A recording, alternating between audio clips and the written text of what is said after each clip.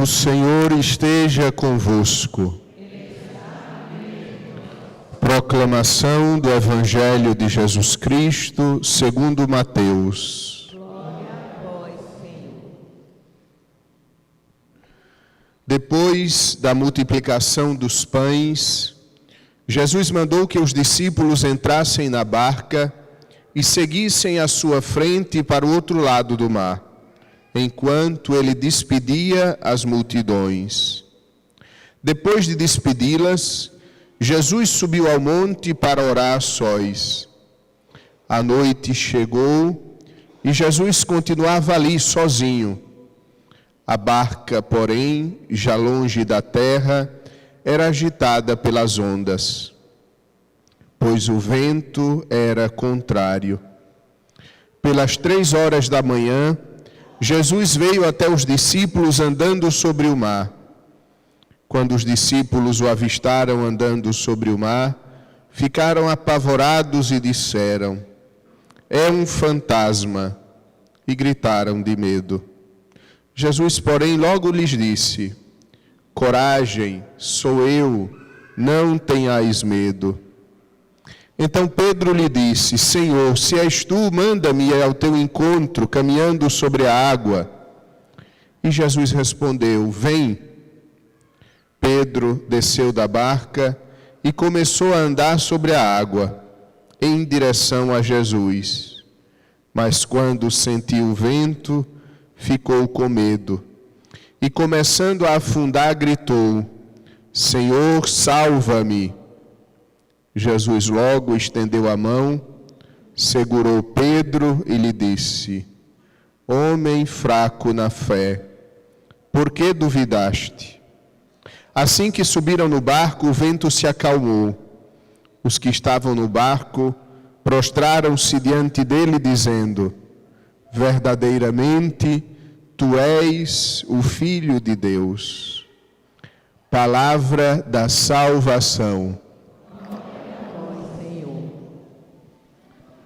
Caríssimos irmãos e irmãs, queridas famílias aqui reunidas, de modo especial, queridos pais desta paróquia de São José, paróquia que é dedicada ao Pai de Jesus, paróquia que nos faz olhar para o Pai de Jesus e buscarmos ser como Ele na nossa vida concreta.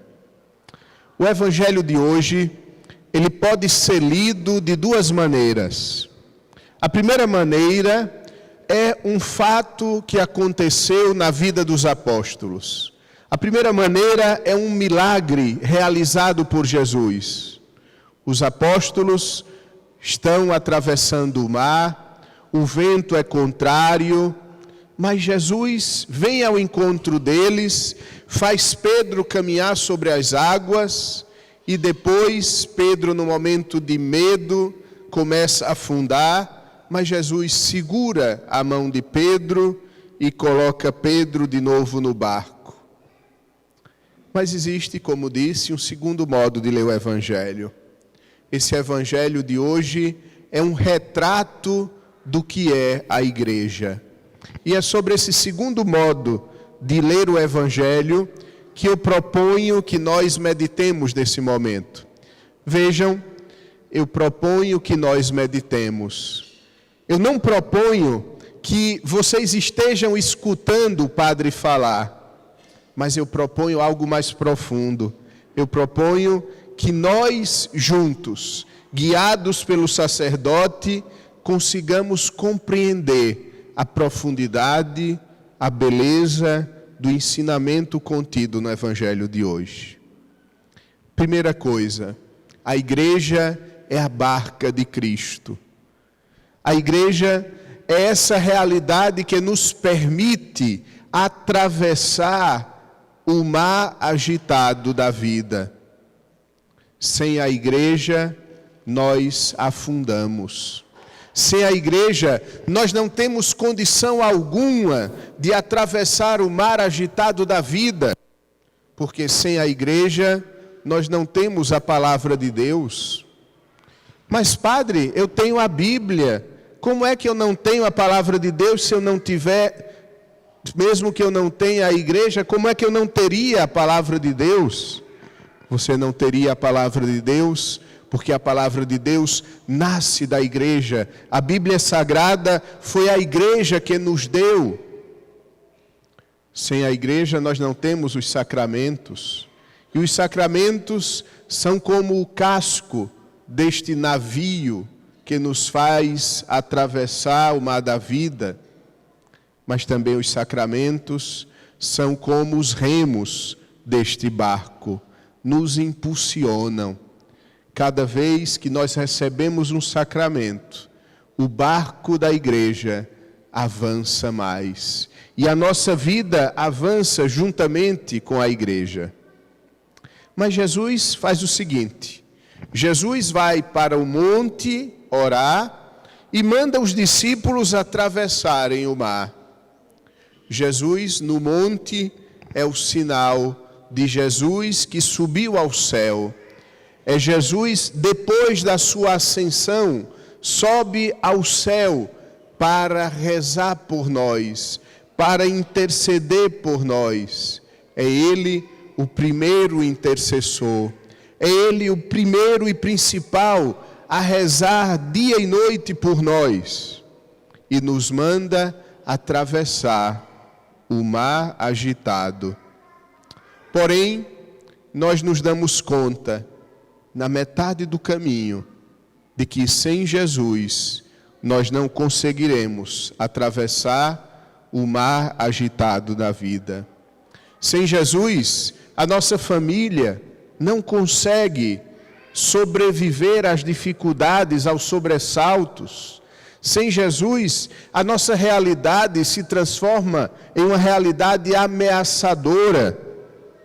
Mas no momento da ameaça, no momento do medo, no momento de mais profunda escuridão, Jesus se aproxima do barco.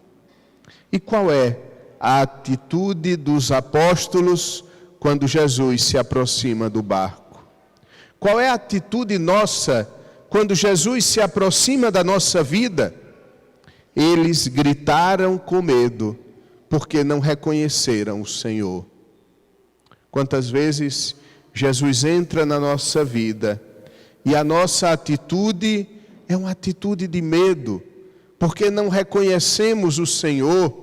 Às vezes é aquela doença que chegou de modo improvisado na nossa vida.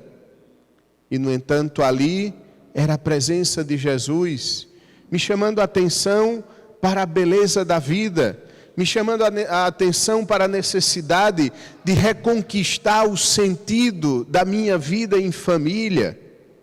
Às vezes, Jesus chega na nossa vida de um modo que nós não compreendemos.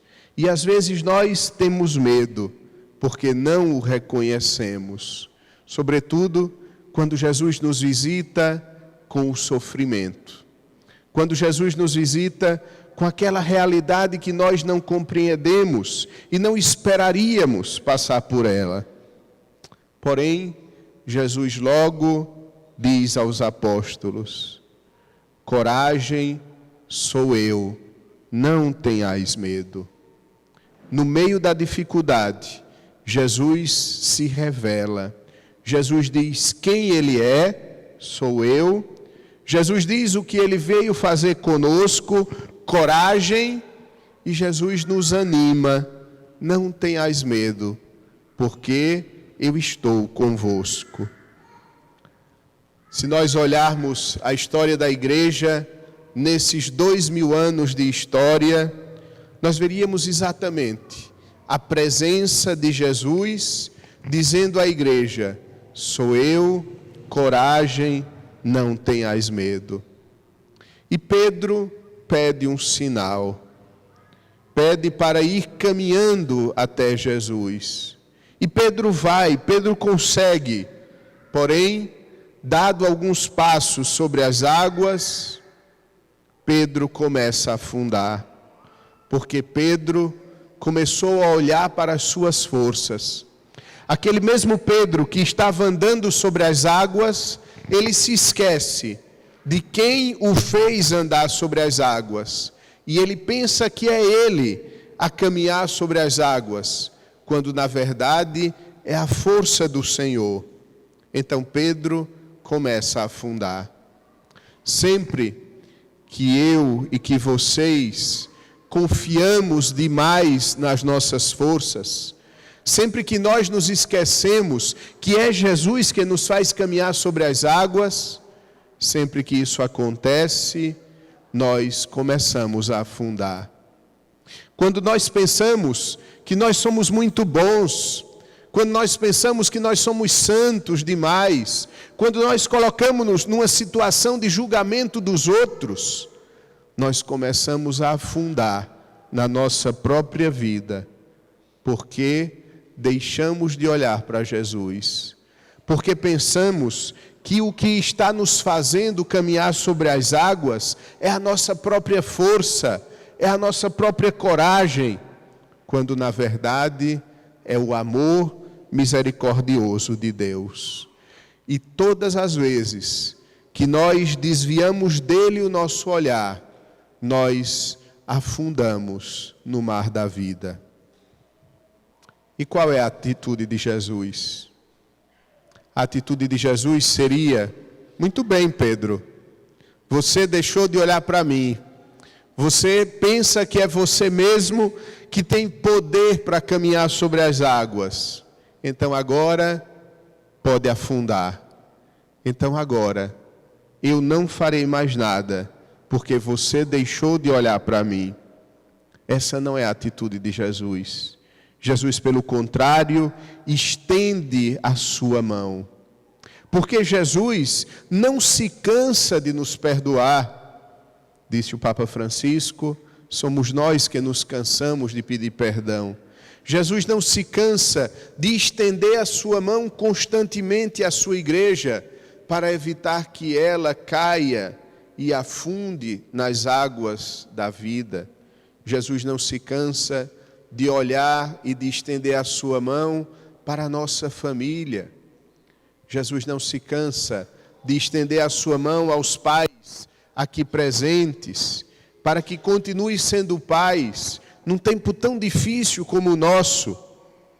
Cada época reserva a si a sua dificuldade.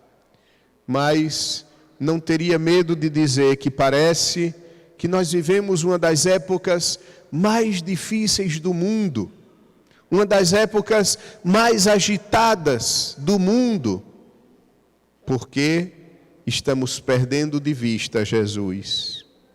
E Jesus segura a mão de Pedro.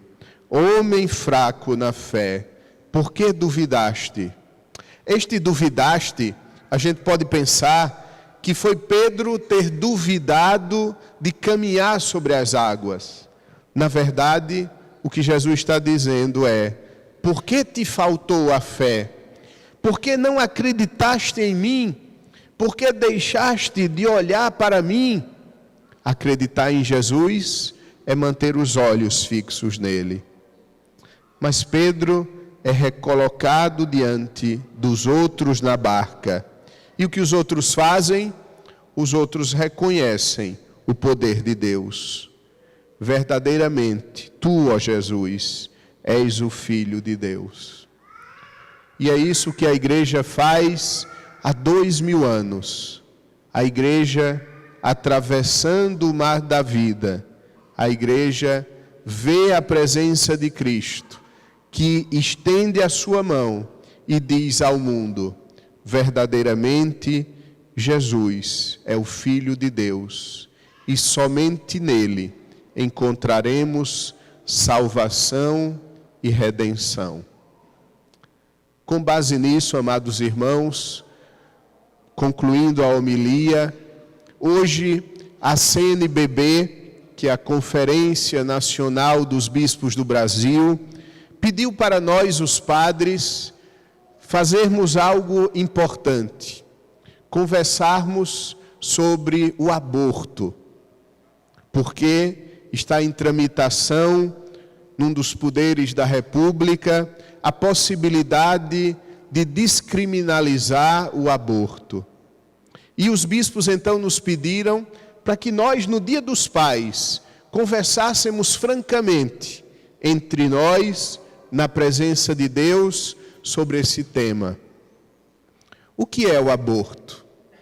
O aborto seria interromper um processo que leva à vida? Não.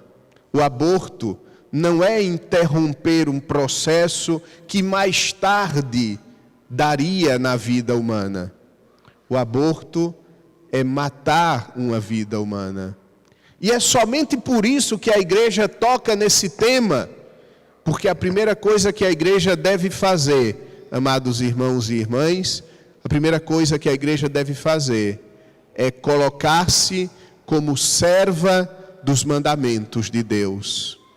E existe um mandamento chamado não matarás. E é neste mandamento que se apoia o aborto como um crime, não só contra a vida daquela criança inocente no ventre de sua mãe, mas é um crime contra Deus. É uma desobediência a Deus. Então a igreja se preocupa com a questão do aborto, porque a igreja acredita, iremos acreditar até o último dia do mundo, que o único poder deste mundo é Deus. E quando Deus diz uma coisa, a gente tem que obedecer, porque Ele é Deus, nós somos criaturas, e Ele disse, a vida me pertence, e Ele disse, ninguém pode tirar a vida do outro, sobretudo do outro no ventre de sua mãe, no lugar do amor e da espera. O ventre não pode se transformar no matadouro. Mas existe ainda um segundo elemento. A igreja se preocupa com a questão do aborto, porque a igreja se preocupa com a família. E veja que sociedade louca, me desculpem a expressão. Comemoramos o Dia dos Pais, o Dia das Mães, toda a internet cheia de mensagenzinhas bonitas e apelativas, o comércio enfeitado para vender suas coisas, e, no entanto, nós queremos destruir o que torna um pai pai e uma mãe mãe, ou seja, o filho no ventre materno. Então, amados irmãos, pensar sobre o aborto, em primeiro lugar, um grito desesperado aos céus: Senhor, protegei-nos deste mal. O Brasil já tem tanta coisa ruim, o Brasil já tem tanta dificuldade. Não permitais, Senhor, Nossa Senhora Aparecida, que cuida do nosso país, não permita que neste país uma lei que mate, uma lei que destrua possa passar. Mas também rezemos pelos nossos governantes. Rezemos para que eles sejam tocados pela força do alto e que eles defendam a vida desde o início até o seu final. Não adianta estarmos aqui a defender uma etapa da vida, se nós não defendermos a vida inteira. Então hoje, vamos nos unir em oração para que esse mal não nos alcance. E não pense que seria um mal para o Brasil, que seria um mal para os governantes. Não. Seria um mal para você, seria um mal para mim. Seria um mal para todos nós que isso acontecesse. Hoje nós celebramos Santa Dulce dos Pobres. Uma mulher que deu a sua vida pela vida do outro. E que ela do céu nos ajude a continuarmos lutando pela vida. E por favor, você que é católico,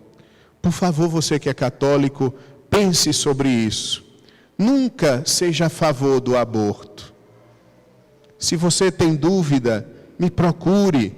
Se você tem dúvida, procure conhecer a igreja, mas não caia na trápola do mundo, para que não permita você pensar.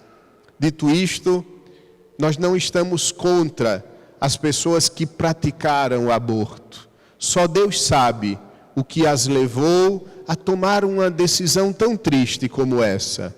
Nós rezamos por essas pessoas, mas o que nós estamos dizendo é que nunca o nosso país, como instituição, como Estado, aceite dentro da lei o mal, porque a lei deve estar a favor da vida. E nós devemos estar a favor da vida. Quem não está... Vou dizer uma coisa grave aqui. Podem ficar com raiva de mim. Quem não estiver a favor da vida, não pode receber a vida na Eucaristia. Isso é muito profundo. Quem não estiver a favor de Deus, não pode se unir ao pão do céu, ao pão de Deus, mas deve sim procurar primeiro entender o que significa a vida, a família, a lei de Deus, para depois se unir a Jesus Cristo.